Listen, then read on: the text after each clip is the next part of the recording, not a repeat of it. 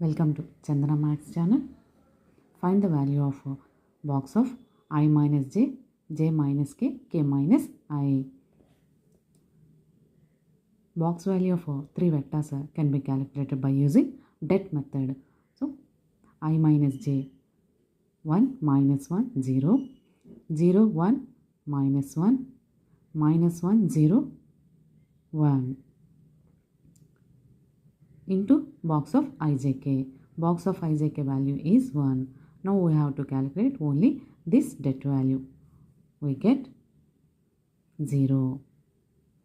Thank you students. ఈ video కనుక మీకు నచ్చినట్లయితే లైక్ చేయండి, మీ ఫ్రెండ్స్కి షేర్ చేయండి, సబ్స్క్రైబ్ చేసుకోండి. Thank you.